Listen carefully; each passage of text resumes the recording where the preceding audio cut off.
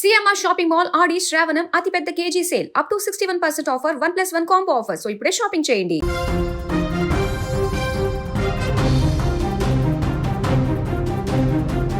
థాయిలాండ్లోని Phuket నుంచి 137 మంది ప్రయాణికులు 8 మంది సిబ్బందితో ఢిల్లీ బయలుదేరింది ఎయిర్ ఇండియాకు చెందినటువంటి AI2379 విమానం.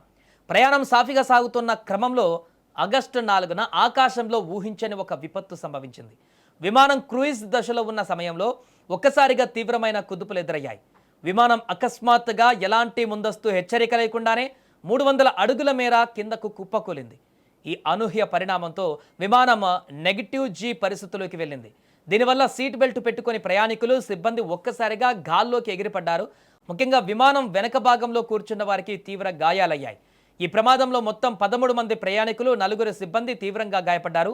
అయితే ఈ ప్రమాదం పైన దర్యాప్తు ముమ్మరం చేశారు. విమానం ల్యాండ్ అయ్యాక పైలట్కు వైద్య పరీక్షలు నిర్వహించగా ఆయన మానసికంగా ప్రభావం చూపే పదార్థాలు తీసుకున్నట్లు తొలుత తేలింది.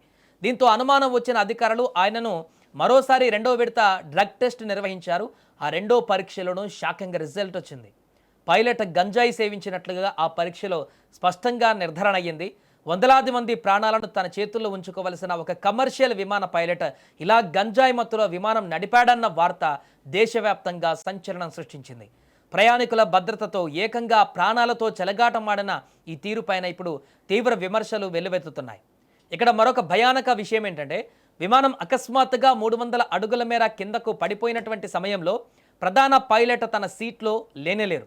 కో పైలట్ మాత్రమే ఆ సమయంలో ఎయిర్బస్ A320 నియో విమానాన్ని నియంత్రణలో ఉంచుకుంటున్నట్లు విశ్వసనీయ వర్గాలు తెలిపాయి. అసలు విమానం ఒక్కసారిగా అంత ఎత్తు నుంచి కిందకు పడిపోవడానికి కారణం ఏమిటి? ఇది పైలట్ నిర్లక్ష్యం వల్ల జరిగిందా లేక సాంకేతిక లోపమా, హైడ్రాలిక్ సమస్య కారణమా అన్న దానిపైన ఇంకా స్పష్టత రాలేదు. కానీ పైలట్ డ్రగ్స్ తీసుకున్నట్లు తేలడంతో ఈ ప్రమాదం వెనక ఆయన నిర్లక్ష్యమే ప్రధాన కారణమనే కోణంలో ఇప్పుడు దర్యాప్తు వేగవంతం చేశారు. అంతర్జాతీయ పౌర విమానయాన సంస్థ అనెక్సర్ 13 ప్రకారం AAIB ఈ సంఘటనపైన విచారణ కొనసాగిస్తుంది. ఈ క్రమంలోనే కీలక విషయాలు వెలుగులోకి వచ్చాయి. ఆగస్టు 4న ఆ విమాన ప్రయాణంలో ఆటో పైలట్ మోడ్ డిస్కనెక్ట్ అవ్వడంతో సహా విమానంలో అనేక సాంకేతిక లోపాలు తలెత్తాయని సంబంధిత వర్గాలు టైమ్స్ నోకు తెలిపారు. విమానం కో పైలట్ మాన్యువల్గా నియంత్రణకు తిరిగి పొందిన వెంటనే ఫ్లైట్ కంట్రోల్ స్టాల్ అనే సందేశం వచ్చిందని ఆ వర్గాలు పేర్కొన్నాయి. వివిధ ఇండికేటర్ స్విచ్లు కొద్దిసేపు ఆగిపోయాయని, అనేక సాంకేతిక యాంత్రిక లోపాలు తలెత్తాయని కూడా ఆ వర్గాలు తెలిపాయి. ఈ క్రమంలోనే విమానం గాలిలో కుదుపులకు కూడా గురైందని వారు పేర్కొన్నారు. ఇక ఈ దర్యాప్తులో సహాయపడడానికి తమ నిపుణుల బృందాన్ని పంపుతున్నట్లు ఎయిర్బస్ ప్రతినిధి తెలిపారు. ICAO అనెక్స్ 13కు అనుగుణంగా ఎయిర్బస్ సంబంధిత దర్యాప్తు అధికారులకు సాంకేతిక సహాయం అందిస్తోంది. మేము విమానయాన సంస్థకు యాక్టివ్గా మద్దతు ఇస్తున్నాం. మరింత సమాచారం అందుబాటులోకి వచ్చినప్పుడు అందిస్తాం.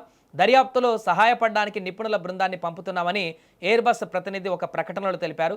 ఇక ఎయిర్బస్ A320 విమానం ఫ్రాన్స్లో తయారు కావడంతో ఆ దేశానికి చెందిన BEA దర్యాప్తులో భాగస్వామి అవుతుంది.